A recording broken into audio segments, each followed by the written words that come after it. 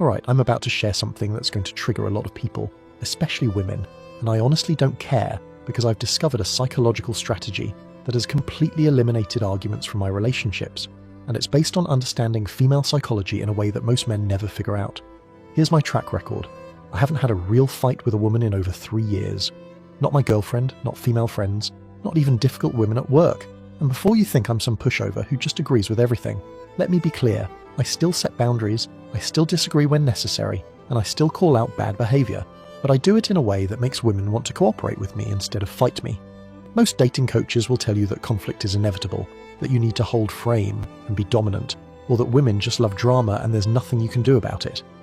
But I've discovered something that completely flips this conventional wisdom on its head, and it's based on understanding a fundamental principle about feminine psychology that most men are completely blind to. You probably want to know what that principle is. Well, I've identified 3 critical mistakes that men make that actually create conflict with women, and I'm not just going to leave you hanging there. I'm going to show you exactly why women react the way they do to male communication, how to speak to women in a way that bypasses their defensive mechanisms entirely, and most importantly, how to get women to actually enjoy being corrected by you. Because here's the thing, when you understand how women process emotional information differently than men, you'll realize that most arguments aren't about the topic you think you're arguing about.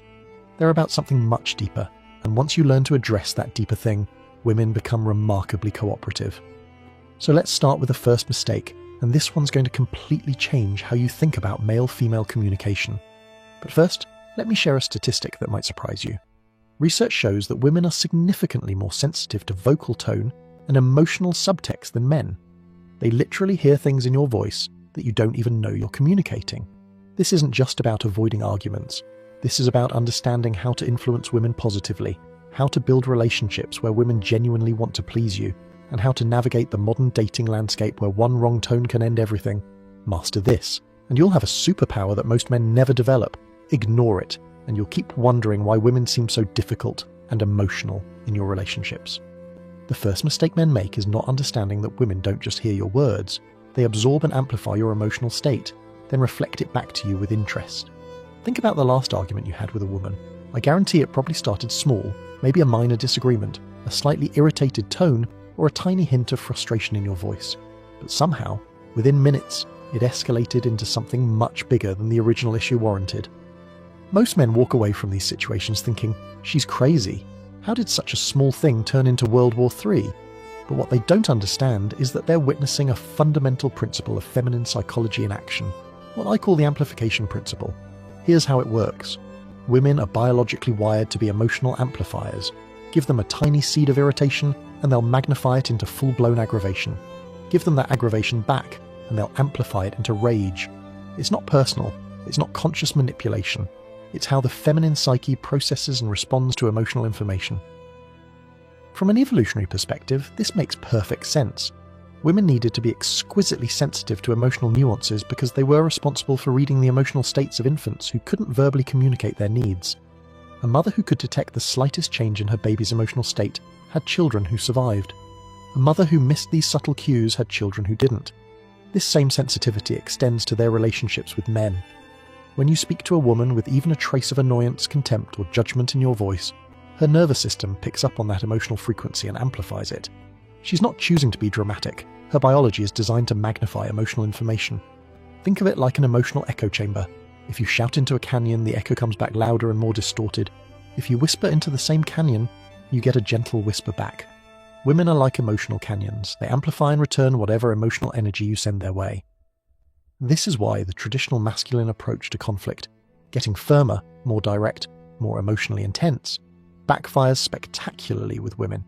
You're literally feeding the amplification system more negative energy to work with. The key insight is this. If women amplify and reflect your emotional state, then the quality of their response is largely determined by the quality of your input. Send warmth, get warmth back. Send irritation, get aggression back. Send calm confidence, get receptivity back. Most men never figure this out because they're thinking in terms of logic and facts. They believe that if they're right about something, they should be able to express that rightness with whatever emotional tone feels natural to them. But with women, how you say something is often more important than what you say. The amplification principle reveals that women aren't inherently difficult. They're emotional mirrors reflecting back the energy you give them. master your input, and you control their output. Before we get into communication techniques, let's address the elephant in the room. Some women are literally impossible to have peaceful relationships with, and your first line of defense is learning to identify and avoid them. Here's a truth that's going to make some people uncomfortable. Not all women are relationship material. Some women are addicted to drama, incapable of emotional regulation, or so deeply damaged that they will create conflict no matter how perfectly you communicate.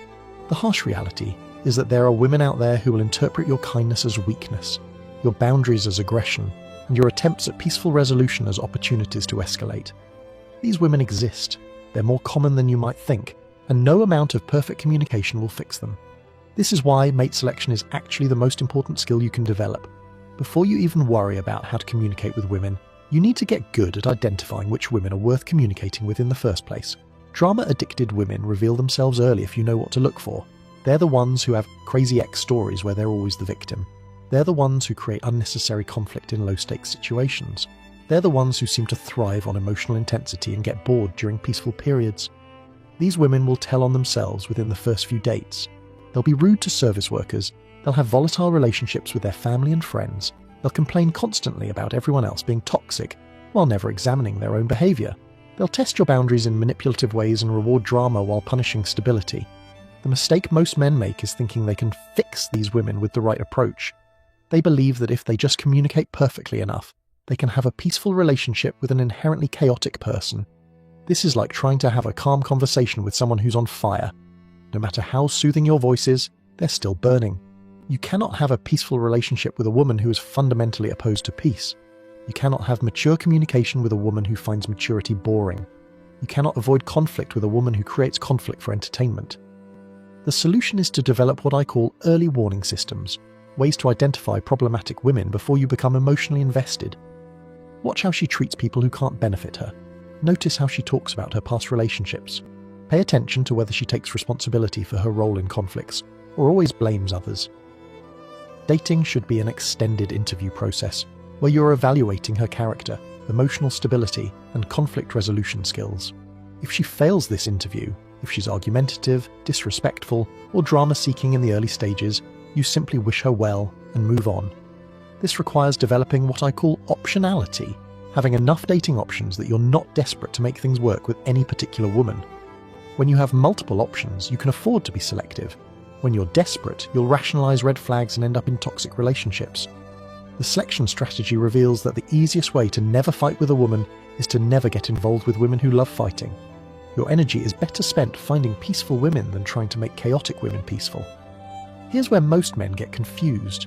They think the solution is to become emotionless robots, but removing all emotion from your voice actually makes women more defensive, not less. Before we continue, if you're finding this exploration valuable, please take a moment to hit the like button and subscribe to the channel. Understanding these psychological patterns could transform your relationships, and sharing this knowledge helps us reach more men who need to hear it. Once you've selected a high-quality woman, the next challenge is learning to communicate with her in a way that bypasses her defensive mechanisms. This is where most men make a critical error.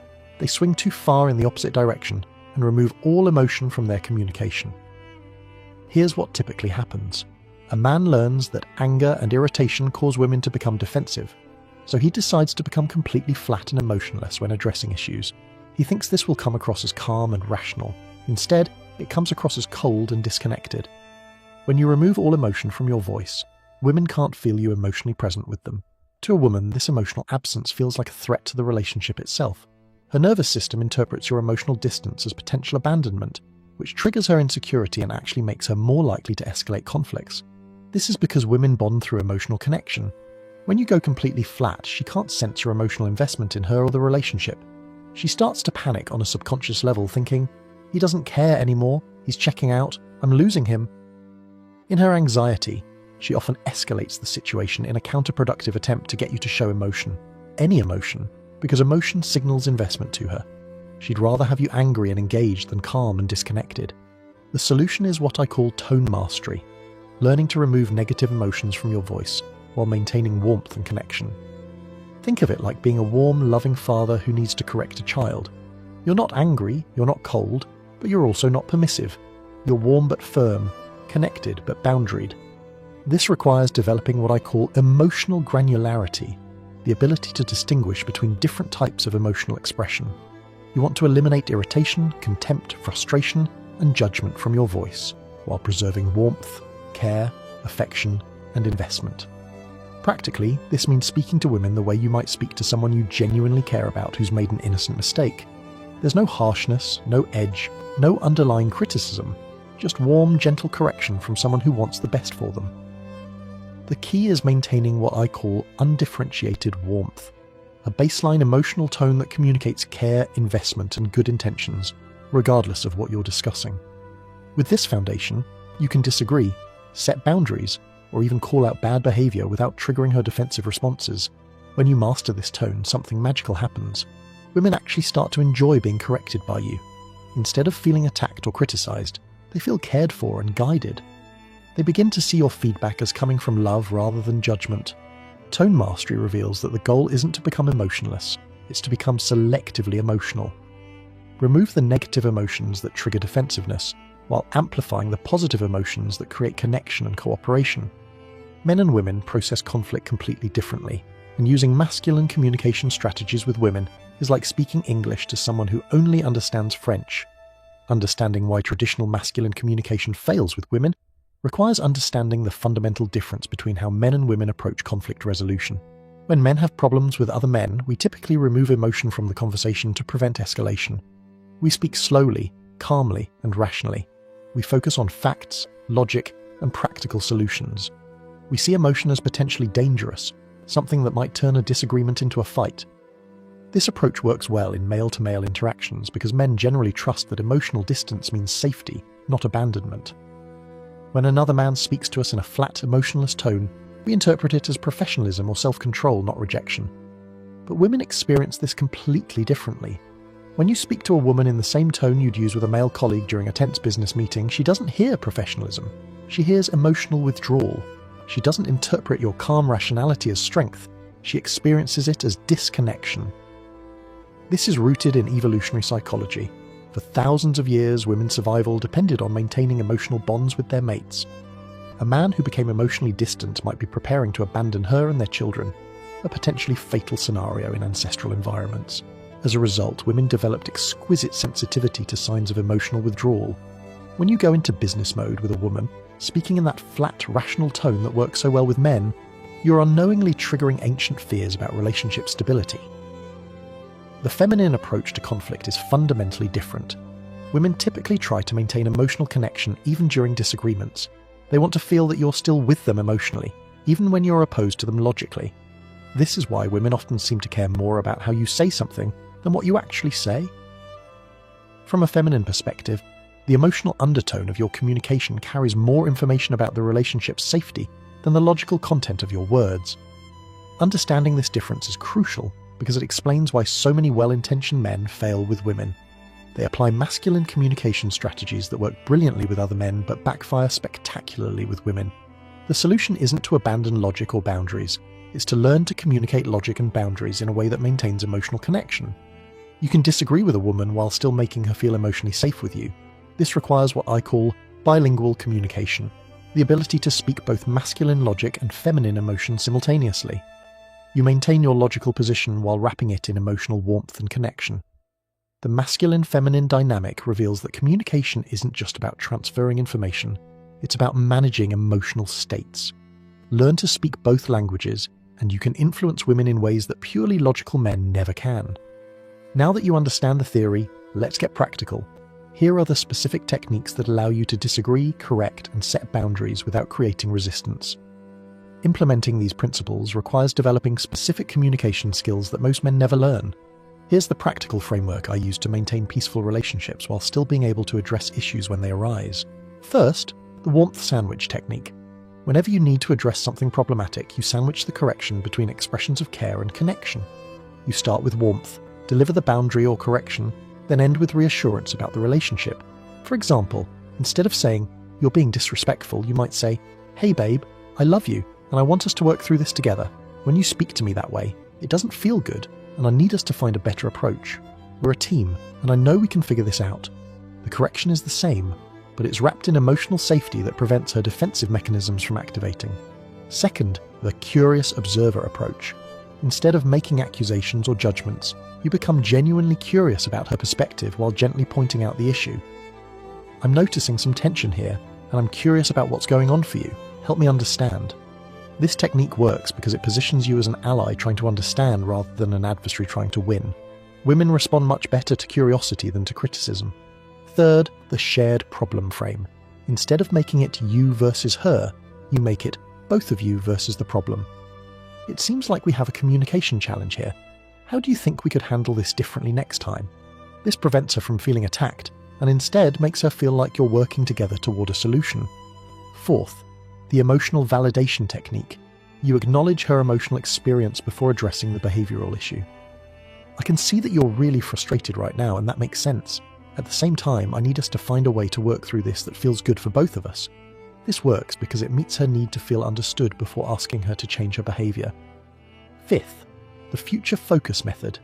Instead of dwelling on what went wrong, you immediately shift to how things could go better. What happened happened. What I'm more interested in is how we want to handle similar situations going forward. This prevents her from getting stuck in shame or defensiveness about past behavior, and instead engages her in creating positive solutions. The key to all these techniques is maintaining the undifferentiated warmth we discussed earlier. Your tone should communicate that you're addressing the behavior because you care about the relationship, not because you want to punish or control her. The practical framework reveals that you can address any issue with a woman as long as you do it in a way that maintains emotional safety and positions you as teammates rather than adversaries. Once you master the basics, you can actually use potential conflicts as opportunities to deepen your connection and increase her attraction to you. The most advanced practitioners of this approach don't just avoid conflict, they transform potential conflicts into bonding experiences that actually strengthen the relationship and increase attraction.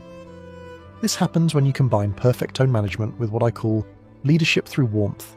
Instead of seeing her emotional reactions as problems to solve, you start seeing them as opportunities to demonstrate your emotional intelligence and leadership capacity. When a woman becomes emotional or reactive, instead of matching her energy or withdrawing from it, you become the calm, warm center that she can settle into. You don't take her emotions personally, you don't try to logic her out of them, and you don't get defensive about whatever triggered them. Instead, you might say something like, "I can see this is really important to you. Help me understand what you need right now." With genuine warmth and curiosity in your voice, not patronizing or condescending, but truly interested in her experience. This approach does something powerful. It makes her feel completely safe to have emotions around you. She learns that you won't punish her for feeling things, won't withdraw when she's upset, and won't make her emotions about you. This creates what psychologists call emotional safety, the foundation of deep attraction and bonding. When women feel emotionally safe with you, they become remarkably cooperative. They start to see you as their emotional refuge rather than their emotional threat. They begin to trust your judgment because they know it comes from care rather than control. This is when you develop what I call effortless influence, the ability to guide and lead without force or manipulation. Women naturally want to follow men who make them feel emotionally safe and understood. The advanced practitioner can address any behavioral issue while actually increasing attraction, because he's demonstrating high-level emotional intelligence and masculine leadership. He's showing that he can handle her emotions without being destabilized by them, which is incredibly attractive to women. This is the difference between controlling a woman's behavior through fear or manipulation and inspiring her cooperation through genuine leadership. Fear-based compliance is temporary and breeds resentment. Leadership-based cooperation is sustainable and actually increases her investment in the relationship. The ultimate goal isn't just to avoid fights, it's to create relationships where conflicts become opportunities for deeper understanding and connection, where your ability to handle her emotions with grace and wisdom actually makes her more attracted to you, not less.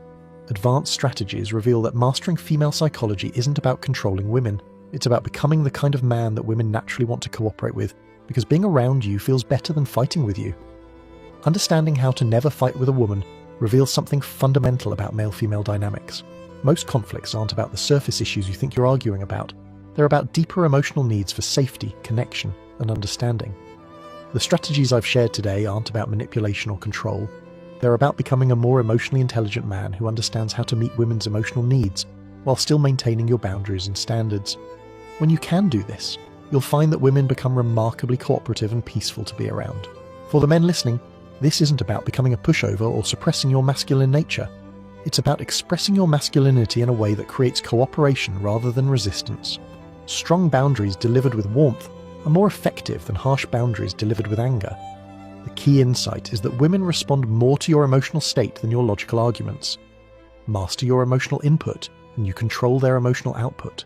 Approach them with warmth and genuine care, even when addressing problems, and you'll find that conflicts simply stop happening.